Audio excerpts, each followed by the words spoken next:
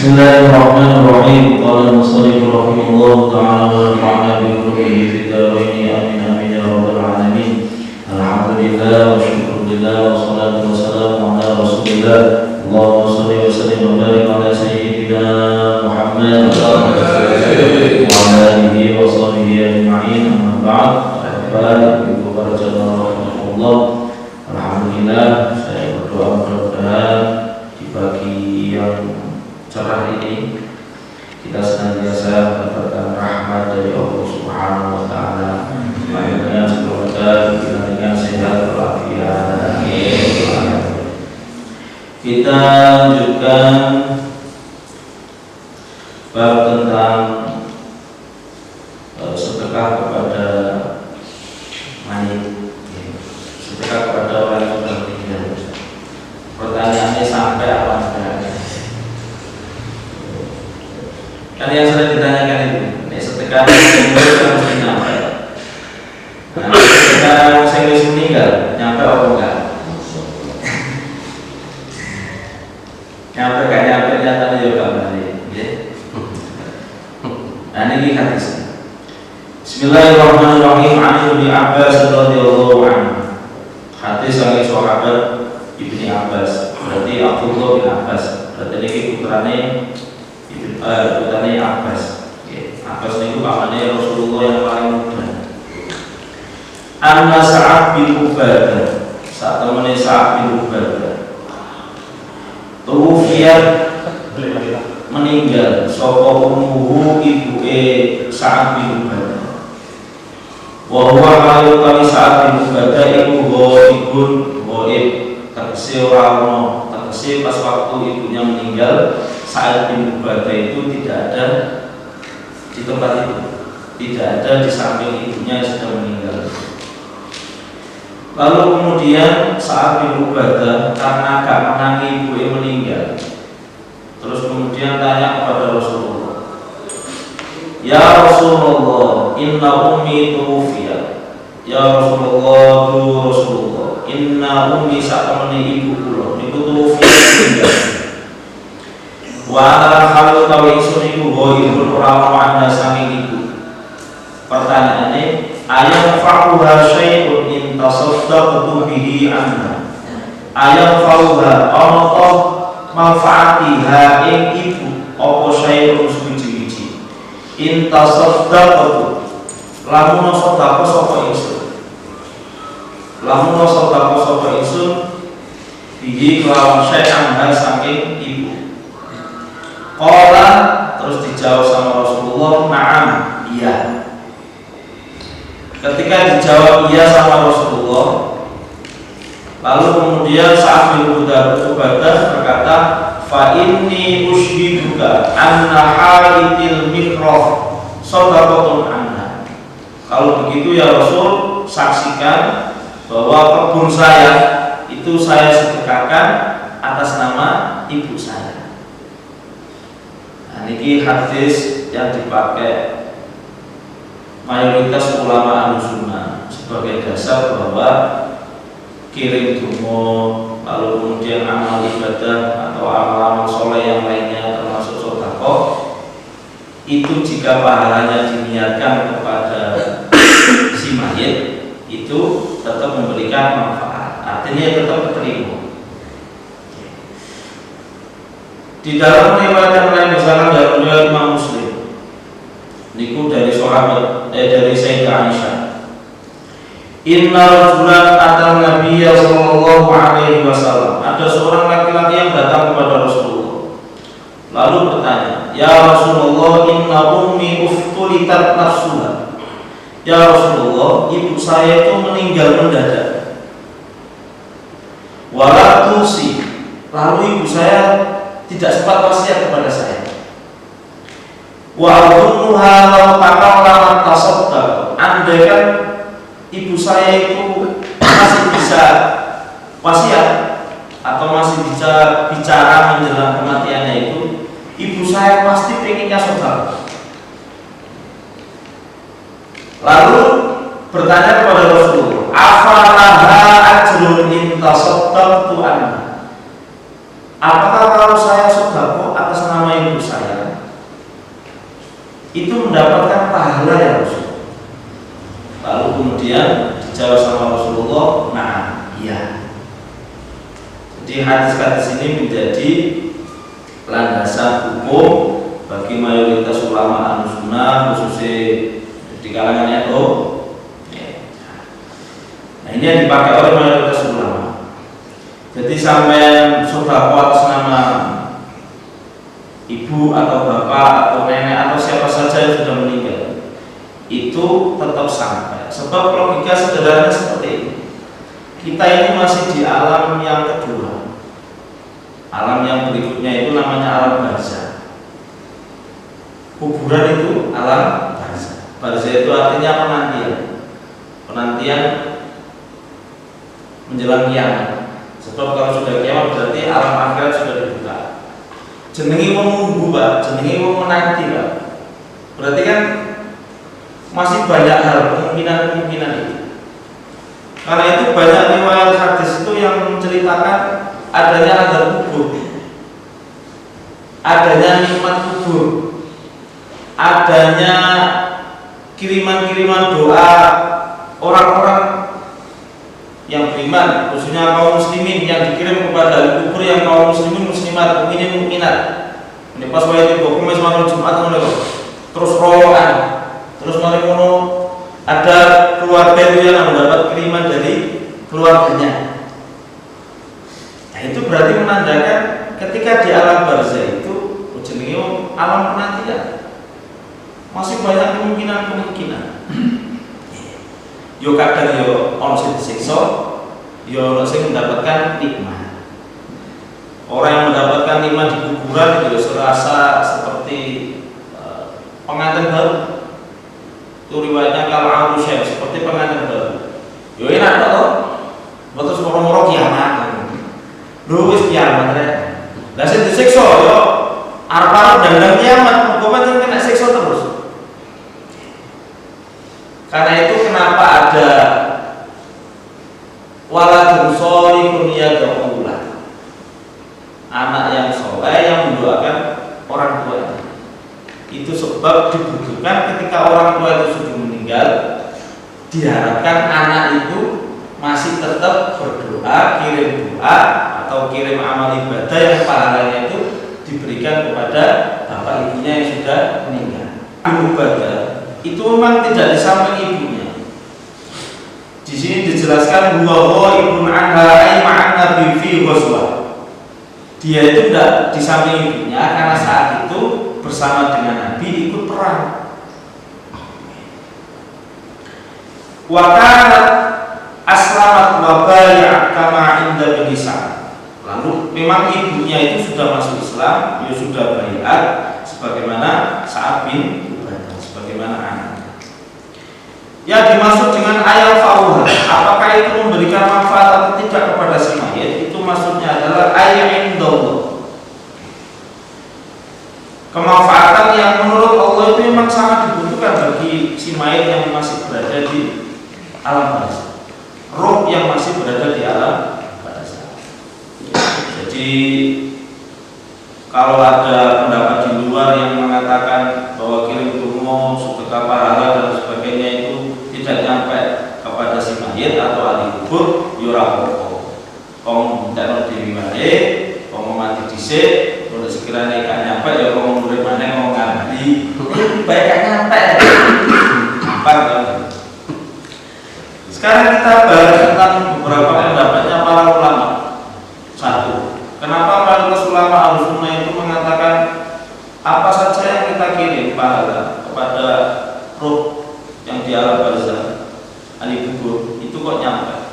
Sebab di dalam Al-Quran, misalkan di dalam surat Al-Hasyr, itu ada satu doa yang menunjukkan bahwa doa itu diperuntukkan untuk orang-orang yang sudah meninggal. Dan doa itu sangat masyhur, mungkin jenengan juga sudah sering baca itu. Rabbana ighfir lana wa li ikhwaninal ladzina sabaquna bil iman. Ya Allah, ampuni saya. Lalu ampuni juga saudara-saudara saya yang sudah mendahului. Berarti kan sudah meninggal, Pak. Yang sudah mendahului berarti kan yang sudah mati. Didoakan juga tetap dimohon ampunkan dosa-dosanya. Itu ada dalam surat Al-Hasyr. Dan doa itu sangat masuk. Doanya itu kan sebetulnya itu doanya kaum Muhajirin dulu ketika di Madinah ini. Doanya itu Rabbana ighfir lana wa li ikhwanina sabaquna bil iman. Itu satu. Yang kedua, menurut ulama-ulama yang mayoritas pendapatnya itu ekstrim, itu justru malah membolehkan kirim dungo itu yoga bid'ah, lalu kirim doa itu juga sampai. Itu menurut ulama-ulama yang kita anggap sampai sekarang itu pendapat-pendapatnya itu ekstrim. Bukan yang pendapat lunak, itu ulama-ulama yang ekstrim. Misalkan ada pendapatnya Ibnu Taimiyah, kata beliau, as-sahihu innal mayyita yantafi'u bi jami'il ibadati al-badaniyah. Pendapat yang paling sahih adalah sesungguhnya mayit itu tetap mendapatkan manfaat berkat ibadah-ibadah badaniyah yang sifatnya fisik. Contoh misalkan minas sholat itu kan fisik, Pak. Wasom, puasa, lalu wal qiraah, bacaan Quran. Karena yang tafi'u bil itu memberikan manfaat ibadah-ibadah yang sifatnya maliyah, yaitu sifatnya harta. Misalkan orang itu sedekah, minas shadaqah, wa nahwiha dan semisalnya itu. Bittifaqil a'immah, dan itu menjadi kesepakatan para imam. Itu tadi pendapatnya siapa, Pak? Pendapatnya Ibnu Taimiyah. Lalu di akhir beliau mengatakan kama lau du'iyalahu wastughfirolahu, sebagaimana juga sampai jika si mayit itu didoakan, du'iyah itu didoakan, wastughfirolahu, lalu juga dimintakan ampun. Jadi sampean maca ndongakno terus maca istighfar barang, doakan orang yang sudah meninggal agar dosa-dosanya diampuni, itu berarti nyampe. Itu pendapatnya Syekhul Islam Ibnu Taimiyah. Ada lagi misalkan pendapatnya Imam Asy-Syaukani. Jangan kalau punya kitabnya Ilmu Al-Qa, itu kalau tidak salah syarahnya Bulughul Maram. Itu beliau mengatakan, inna lil insani ayyaj'ala thawaba 'amali. Sesungguhnya setiap manusia itu boleh menjadikan pahala amalnya itu dijadikan untuk dikirim ke si alimanya atau alim. Au min jami'i anwa'il barri, atau birri, atau semua bentuk kebaikan. Jangan punya amal ibadah apa saja terus diniatkan terus pahalanya dikirim kepada ahli kubur. Wa yasiru dzalika ilal mayyit, lalu kemudian disampaikan kepada mayit atau ahli kubur. Wa yanfa'u 'inda ahli sunnah, dan itu memberikan manfaat bagi si mayit menurut ahli sunnah. Ada lagi misalnya pendapatnya Ibnu Qayyim al-Jauzi yang muridnya Syekhul Islam Ibnu Taimiyah tadi. Malah beliau itu memberikan kaifiyah, amalan-amalan yang paling baik yang harus disedekahkan amalnya itu, pahalanya untuk ahli kubur atau mayit itu apa saja. Itu malah dikasih kriterianya sama Ibnu Qayyim al-Jauzi. Fa'afdhalu ma yuhda ilal mayit, sebaik-baiknya amal yang dihadiahkan kepada si mayit. Satu adalah al-'itqu, yaitu memerdekakan budak. Ada terus sedekah. Sedekah kayak cerita dalam hadis tadi itu. Kebun itu disedekahkan atas nama ibunya yang meninggal. Makanya kadang kalau masjid atau mushola dalam proses pembangunan terus ada salah satu jamaah sedekah terus diatasnamakan ahli kuburnya yang sudah meninggal. Ini tidak apa-apa, itu termasuk pedomannya pakai kata sini tadi. Ada apalagi itu misalkan ada kegiatan sosial, santunan yatim, santunan duafa. Benar dia yang mengeluarkan uang, tapi diniatkan itu disedekahkan untuk almarhumnya yang sudah meninggal, keluarganya yang sudah meninggal. Wal istighfar lahu, memohon ampun atas dosa-dosanya.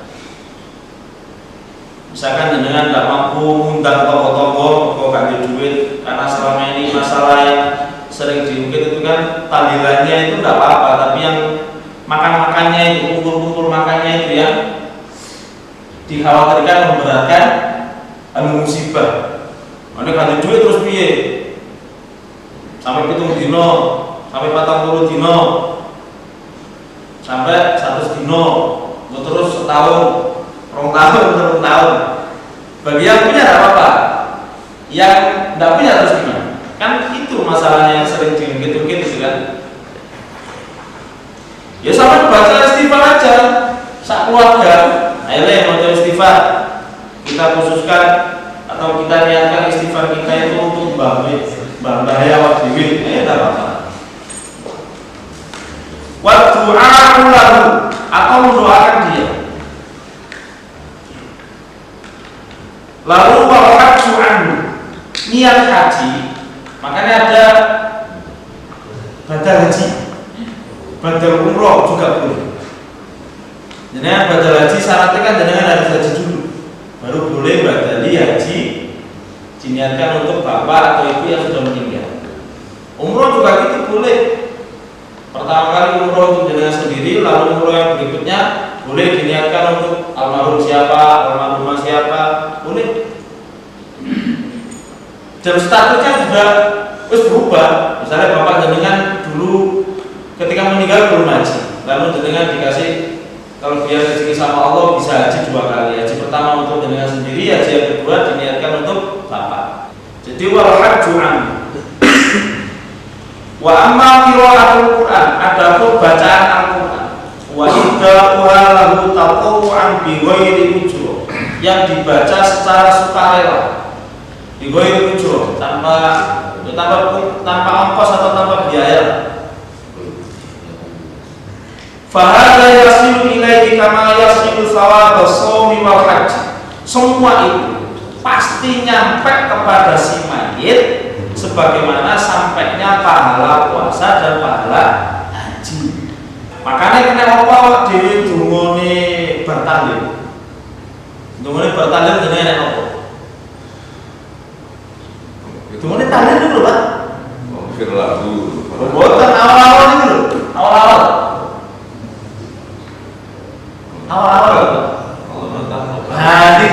Allahumma taqabbal wa awsil sawaba ma qara'na minal Qur'an. Ya Allah panjenengan terami.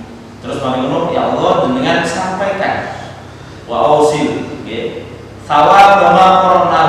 Pahala apa saja yang saya baca, yaitu dari Quran. Wa ma halalna adil wa ma sabahna wa mustaghfarna wa ma shalaina. Pertama kita tujukan kepada siapa itu? Kepada kanjeng Nabi. Sampai sahabat. Lalu baru kemudian wa ila jami' al-waqi adil kubur minal muslimin wal muslimin. Makanya jenengan nek donga tahlil niku kudu pertama Allahumma rabbana taqabbal wa awsil. Ojo disulingi donga dhisik. Karena itu adalah salah satu bentuk penegasan bahwa bacaan Yasin misalnya, atau bacaan surat-surat pendek, atau bacaan istighfar, dzikir dan sebagainya dalam rangkaian tahlil itu yang dengan baca bersama-sama itu adalah dikhususkan kepada ahli kubur. Murah sama selingi donga gawe sama dhewe, bareng terus baru digawe sing ahli kubur. Ya ahli kubur dhisik wae judule wis tahlilan. Judule wis kirim donga. Jenenge diundang tangga. Kan judulnya jelas itu kirim donga. Karena sing dikirimi iku wis mati, berarti donga sing pertama kudu nyampe dhisik sing digawe sing mati iki, baru khusus digawe sing urip. Makanya wis marek sampai selesai doa tahlil itu baru hidup kan. Misalkan kita mohon doa biar hidup kita itu akhirnya husnul khotimah. Itu berarti kan untuk kita. Nah, saya wis meninggal kan sudah berapa husnul khotimah terjaga sudah kelewat. Ya, itu yang untuk masih hidup. Jadi sambil bungo terus digawe sing ahli kubur, baru setelah itu baru yang masih hidup. Allahumma rabbana taqabbal wa awsil. Ya Allah panjenengan terima dan panjenengan sampaikan pahala yang kami baca itu kepada ahli kubur. Apa sampai kita dino baru dasare? Yo dasare. Jadi misalkan di sini dijelaskan kata Imam Qaus, kenapa mayit itu misalkan dikirimi doa itu sampai tujuan. Kata Imam Qaus, innal mauta yuftanuna fi quburihim sab'an. Sesungguhnya orang sudah mati itu di dalam kuburnya mendapatkan fitnah itu selama 7 hari. Jadi mayit itu nek durung itu dino itu kan jare wong Jawa sing blibo ta rumah. Dan itu masih belum jelas. Selama itu dino itu belum jelas. Kira-kira perjalanannya di alam barzah itu apik apa enggak itu masih belum jelas. Itu kata Imam Taufik itu yuftanuna fi kubur. Dia masih kemungkinan besar mendapatkan fitnah. Fitnah kubur yo termasuk siksa kubur. Karena itu fakaru yastahibbuna ayyut'imu. Orang-orang sahabat itu lalu kemudian menganjurkan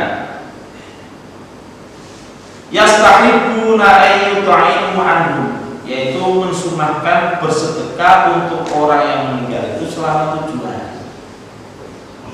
Jadi artinya selama itu dino itu roh atau si mayit itu dioleh kiriman terus. Dan tenang, selama itu dino itu oleh kiriman terus kan aman. Mana kadang-kadang keluarga itu dipeni, bapak atau ibu nyetok itu guru, awalnya guru nih, itu berarti orang dungo atau keluarga. Kalau kalian dipeni bapak ibu itu lemu seger atau ketok nom mana? Jadi ini ngomong itu, oh bapak ibu wardu anak putu ini. Jadi ngoten niku. Ya niku nggih mboten tradisi niku nggih kan biyen pun ana. Makanya fakanu yastahibuna. Mereka ulama-ulama salaf dulu itu sudah menganjurkan itu. Biar ya apa carane mayit yang berada di dalam kubur alam kubur itu merasa tenang selama 7 hari. Nah, selebihnya sudah keluarga kan, kemudian minimal kan setelah sholat itu dia tetap kirim Fatihah. Kayak saya misalkan sampai sekarang itu berarti sudah 2 tahun. Ya alhamdulillah tidak pernah setelah sholat mesti kirim Fatihah kepada almarhum bapak, almarhum bapak tua juga gitu, mbah-mbah juga. Minimal Fatihah. Nah, aku baru kumis malam Jumat kan double lah tadi nih, musola yang tahlilan, oh jenis rutinan jamaah tahlil gini, kan double nggak ada. Nah, ketika nanti masuk di kuburan itu harus ada etika-etika yang harus diperhatikan. Misalkan ya, ketika masuk kuburan atau masih di jalan, ya urus salam dulu. Itu yang diajarkan oleh Rasulullah. Assalamualaikum ya ahli kubur minal muslimin wal muslimat wal mu'minin wa antum lana salafun wa nahnu lana salafun la ilaha illallah Muhammadur Rasulullah. Termasuk untuk salam itu. Ketika nanti sudah masuk, misalkan jenengan ke kuburannya siapa, ke kuburan keluarganya jenengan, itu di sini dijelaskan misalkan ada hadis marfu dari sahabat Abu Hurairah. Man dakhalal maqabir, siapa yang masuk ke kuburan lalu kemudian dia summa qara al-Fatihah kita, dia membaca Fatihah. Summa qara qul huwallahu ahad, dia baca surat Al-Ikhlas. Wa alhaakumut takatsur, dia baca surat Alhaakumut takatsur. Summa qara, setelah itu kemudian dia berdoa. Doanya Allahumma inni ja'altu thawaba ma qara'tu min kalamika li ahlil kubur minal mu'minina wal mu'minat. Doanya, ya Allah, aku jadikan pahala yang aku baca ini untuk mereka ahli kubur. Kalau kebetulan jenengan di kuburannya bapak, berarti disebut namanya. Khususun ila kubri, abi sopo, umi sopo, mbah sopo, disebut.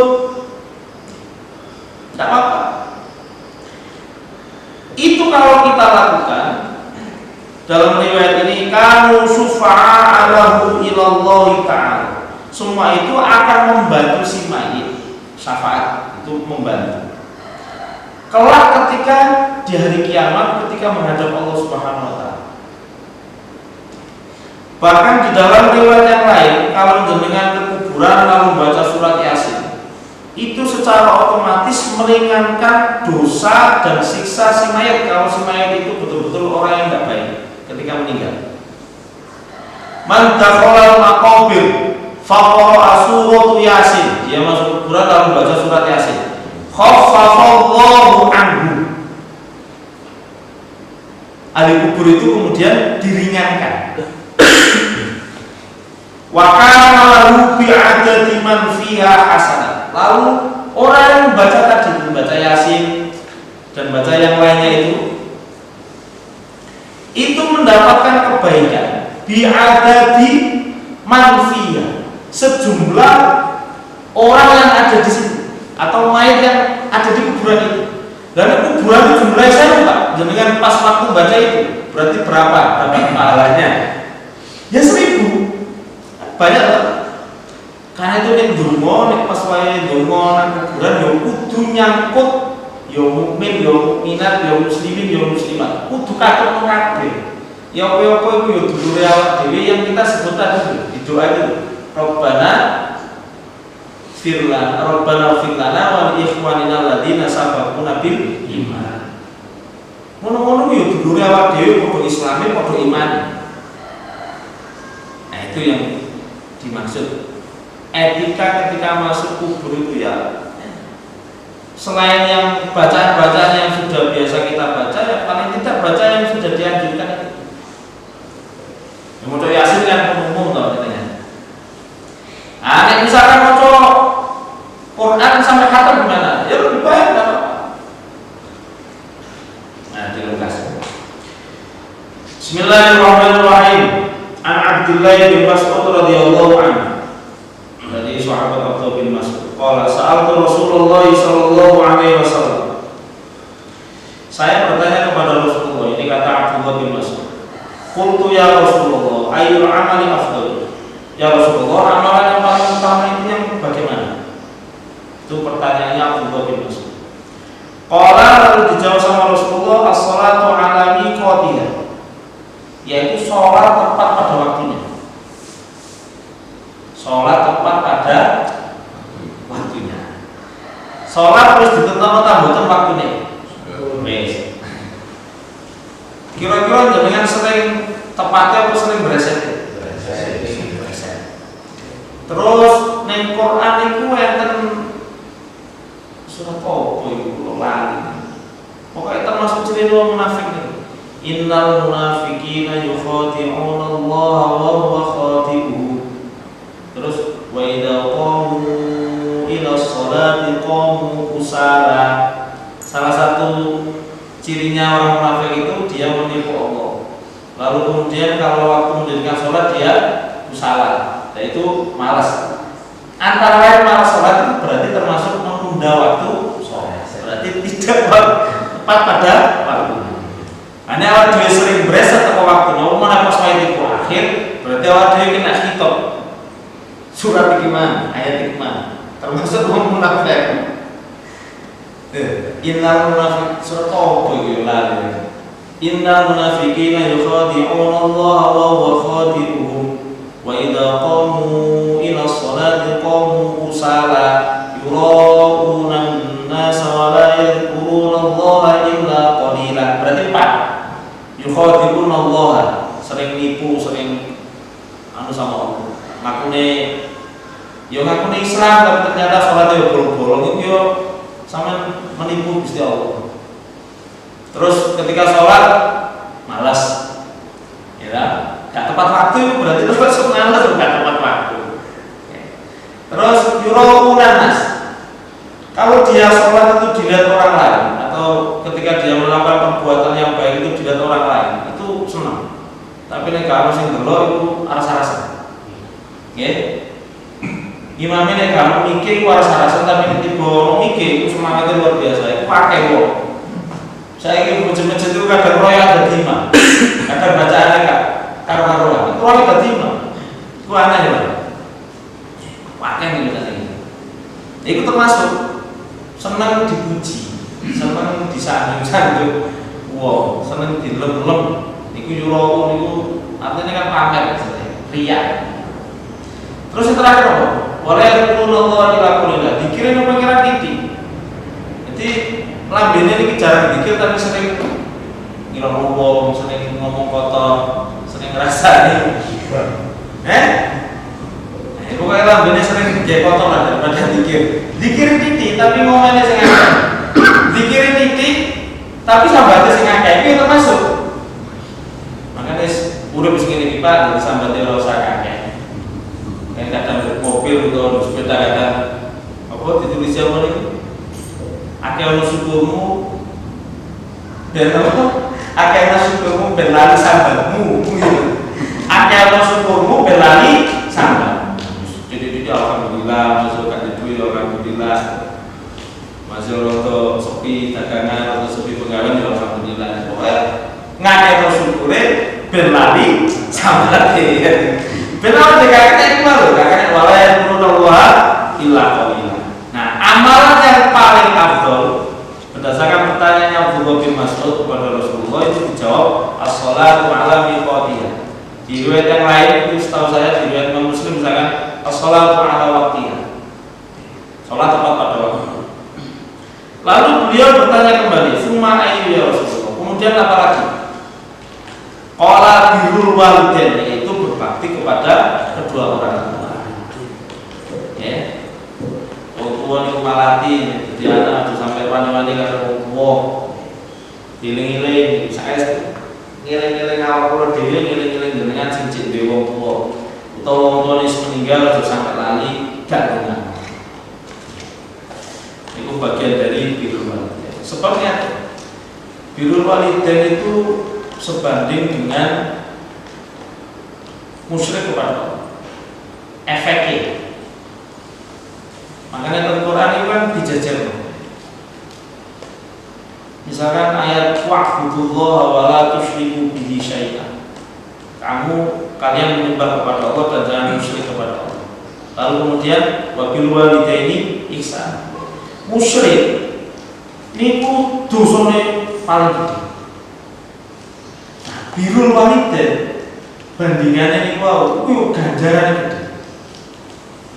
Karena itu nek suhtul walidain durhaka kepada kedua orang tua niku nggih dosa paling gede. Mergo birrul walidain niku pahalane gede. Dadi nek pas wae durhaka ya dosane paling gede.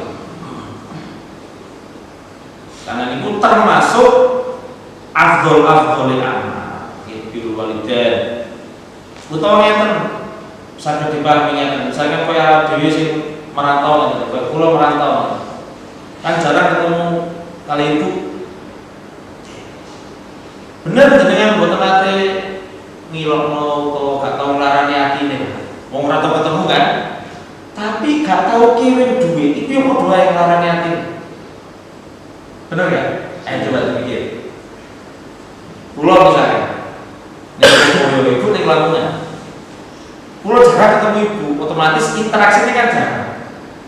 Otomatis aku yo jarang melarangnya ketemu ibu, ngaku tahu ngobrol kali ibu, gak tahu interaksi lah. Tapi nek aku tahu ngirim duit, itu kok doa aku yang melarangnya ketemu ibu. Iya bener kan? Nek Quran kan cuma ufin pak, terus walatan rumah. Kalian nyentak, bener kan nyentak, kan nyaduli barang. Tapi gak tahu kirim duit sampai wong tuwa gak iso mangan. Iku tambah dosa kok doa. Paham ya? Jadi ojo sampe dipikiran. Paling yo aman ibuku iki aku ora tau nglarani atine kok. Aku ora tau ngomong. Tapi sampe ora tau kirim duit ora tau sambang iku yo kok wae. Yang nglarani atine. Sampe ngerti sama biyen dikutuk dadi batu niku Pak. Mari ngundang. Juga kok ora tau sampe wong tuwa. Kalau sambang wong tuane jebule terus gak gelem ngakoni wong tuane. Wis gak tau sambang, gak tau ngirim duit, tiba-tiba mulai sugih terus gak gelem ngakoni ibuke. Ya bener dadi watu. Apa ora dhewe dadi watu, kare bundang. Gak sabar. Jadi dulu walidain. Terus terakhir nih, summa ayya Rasulullah, kemudian apalagi ya Rasul? Dijawab oleh Nabi, qala al jihadu fi sabilillah, jihad di jalan Allah. Terus fasaqatu an Rasulillah. Setelah saya bertanya 3 kali kepada Rasulullah. Tadi kan sudah dijawab 3 kali. Apa sholat tepat waktu, terus birrul walidain, terus jihad fi sabilillah. Lalu saya diam. Fasaqata Rasulullah sallallahu alaihi wasallam. Saya diam. Wa istazadtu lazad. Andaikan saya menambah pertanyaan lagi, pasti nanti dijawab sama Rasulullah. Berhubung sapa Abdul bin Mas'ud pun suka karena Nabi mungkin takon terus dijawab terus akhirnya menengah. Tapi dia menyangka andaikan kok aku nambahin pertanyaan mana, yo pasti dijawab karo Nabi. Nah, riwayat yang Afdhalul A'mal itu gak iki tok. Jenengan kalau nanti koreksi di beberapa riwayat itu macam-macam, Pak. Misalkan ada orang Arab Badui itu tanya, ya Rasulullah, amalan yang paling baik itu apa? Dijawab oleh Nabi, jangan bertengkar. Sebab orang Badui itu suka bertengkar. Senang itu karena makanya dijawab oleh Nabi, jangan bertengkar. Sesuai keadaan. Nah, itu kalau tidak salah ada 5 riwayat yang jawabannya Rasulullah itu beda-beda, padahal pertanyaannya sama. Rasulullah jawab itu delok sapa sing takon.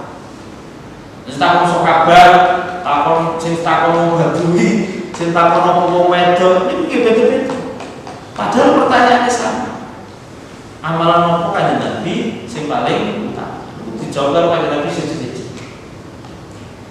Ono mana sing takon amalan apa kanjeng Nabi sing paling utama? Oke. Niku wong lanang sing takon. Loro-loro teko ning kanjeng Nabi takon amalan apa kanjeng Nabi sing paling utama. Dijawab kanjeng Nabi apa? Api ono keluarga. Mergo wong iku panjenengan terkenal ora tau ngapiki keluargane. Karo bojone semena-mena, karo anake yo semena-mena. Macam-macam. Jadi kan cek lagi, riwayat banyak sekali. Pun tidak ada pertanyaan? Sudah bisa semoga sepakat. Saya mau ini kita tutup dengan doa kafaratul majelis. Mudah-mudahan kalau dari majelis ini seluruh dosa kita